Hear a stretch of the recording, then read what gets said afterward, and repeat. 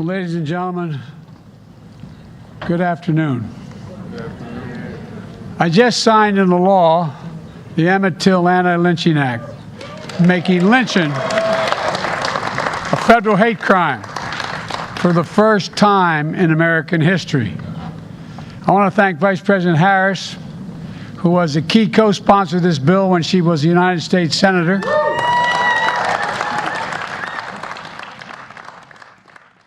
As I say, this is a victory with no victory.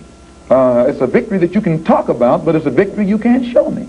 So if you represent the NAACP and you are telling me about this great victory you won for me, when I look at you, I have to conclude that either you have been duped yourself or else you are trying to dupe me.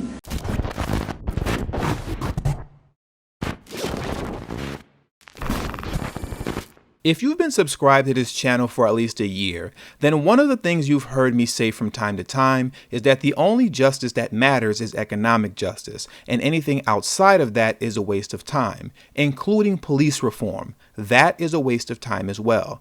Walk with me for a moment.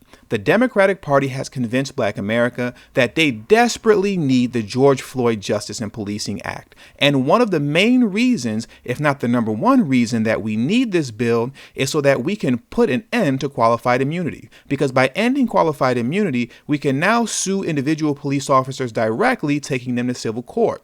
Now let's be real.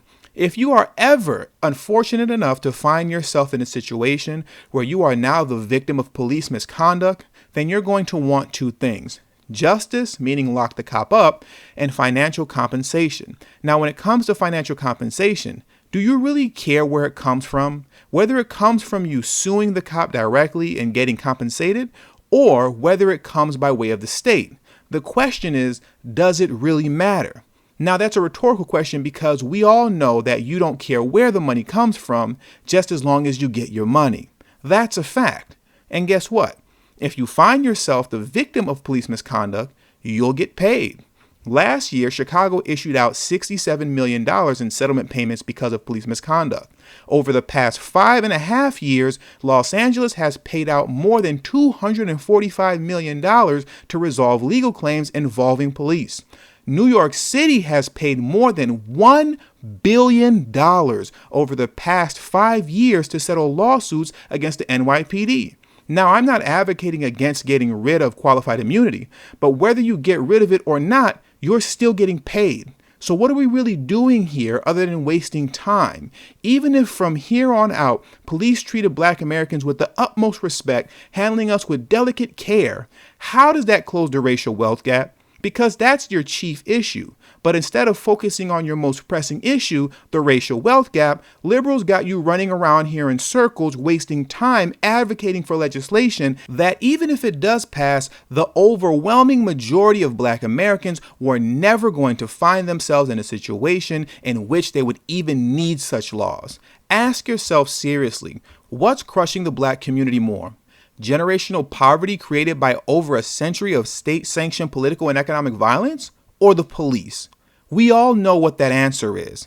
And it's not the police, but you've been duped into thinking that you've just got to have this George Floyd bill passed because what politicians are excellent at doing when it comes to Black folks is triggering us into responding emotionally by talking about racism, injustice, how horrible the past was, and how it's still pretty bad today. Just listen to Joe Biden's speech at the signing of the Emmett Till Antilynching bill. He hit all the right emotional triggers.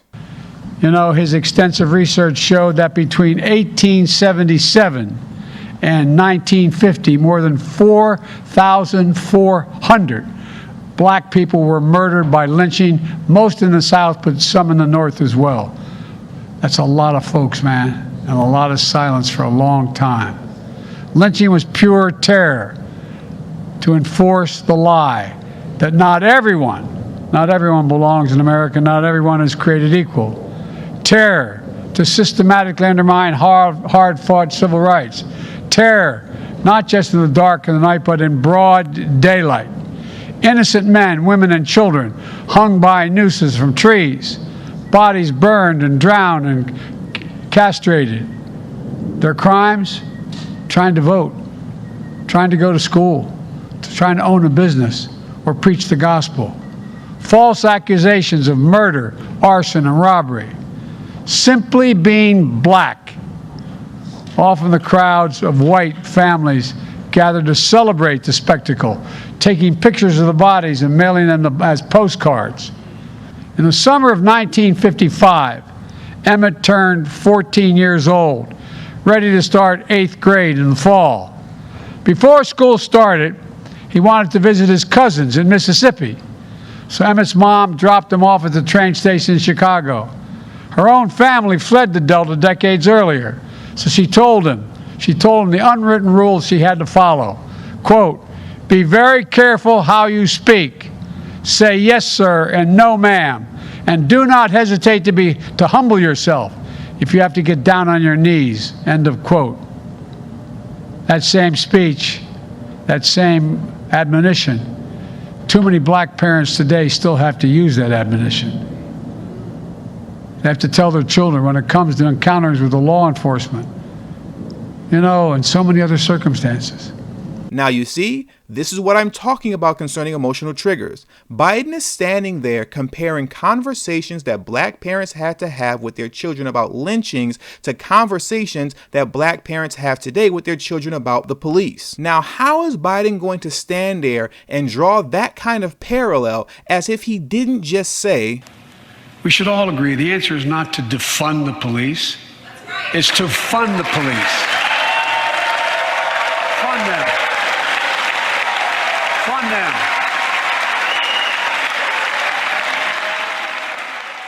So this just shows you the hypocrisy of the American white man. They talk out of both sides of their mouth. And for this reason, we who are Muslims, that is, who believe in the religion of Islam, who believe in God, we don't believe that black people will ever get any problem with laws being passed or new persons being put in office, white liberals being put in office. There is nothing that the white man will ever do to bring about true, sincere citizenship or civil rights recognition for black people in this country. Nothing will they ever do. They will always talk it, but they won't practice it. Over a half century later, Malcolm's words still stand true. Now let's examine the craftiness of this sly fox. The Emmett Till Antilynching Act is literally one of the most useless bills that I've come across, because if you read it, all it does is amend Section 249 of Title 18 United States Code to specify lynching as a hate crime act. Now I could sit here and overcomplicate this video by reading Section 249 of Title 18, but I'd rather make this simple. Prior to the Emmett Till Antilynching Act passing, if a black man was lynched by a white man and he got caught doing so, what would happen? He'd go to jail. Now that this bill has passed and lynching is now a federal hate crime, let's run that same scenario back again. If a black man was lynched by a white man and the white man got caught doing so, what would happen? He'd go to jail. The end result is literally the same.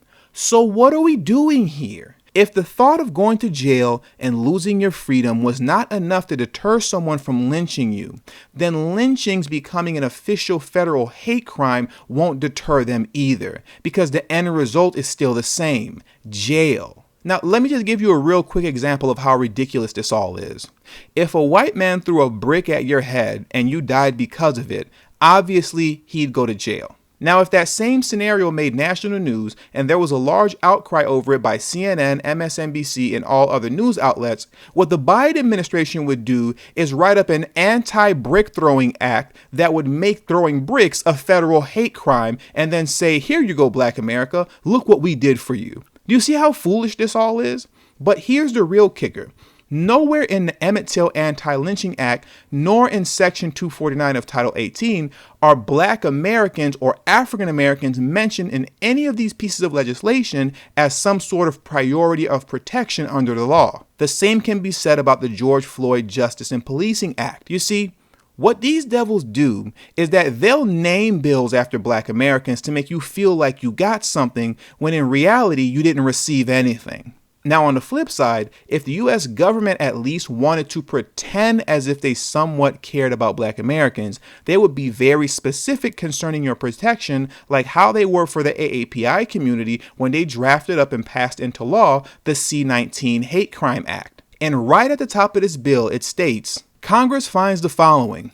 Following the spread of C-19 in 2020, there has been a dramatic increase in hate crimes and violence against Asian Americans and Pacific Islanders. According to a recent report, there were nearly 3,800 reported cases of anti-Asian discrimination and incidents related to C-19 between March 19, 2020 and February 28, 2021 in all 50 states and the District of Columbia. During this same time frame, race has been cited as the primary reason for discrimination, making up over 90% of incidents, and the United States condemns and denounces any and all anti-Asian and Pacific Islander sentiment in any form. Roughly 36% of these incidents took place at a business, and more than 2 million Asian American businesses have contributed to the diverse fabric of American life. More than 1.9 million Asian American and Pacific Islander older adults, particularly those adults who are recent immigrants or have limited English proficiency, may face even greater challenges in dealing with the C-19 pandemic, including discrimination,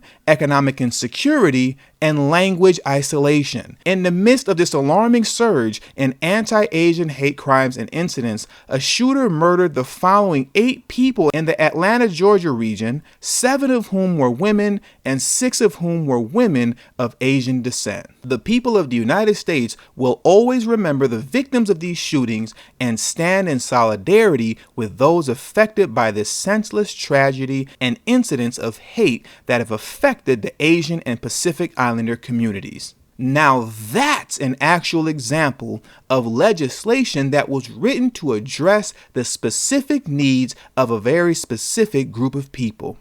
But the Emmett Till Antilynching Act and the George Floyd Justice and Policing Act, that's toilet paper, respectfully. And with all that being said, that does it for today's video. Please make sure you hit that subscribe button as well as the bell notification next to the subscribe button so you can be notified whenever I release a new video. All social media links will be pinned in the comment section below. Please make sure you text tdhiphop to number 33222.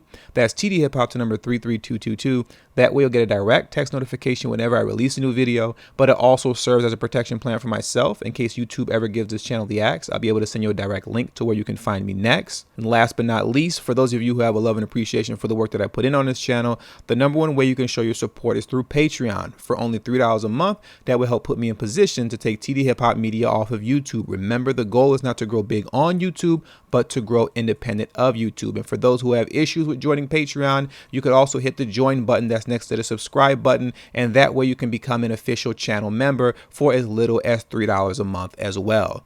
And lastly, if you have not already, please make sure you join the emailing list. There is no way that I can go independent of YouTube if I cannot take the audience with me. And the link to that will be pinned in the comment section as well. Thank you for your time, and until the next video, peace.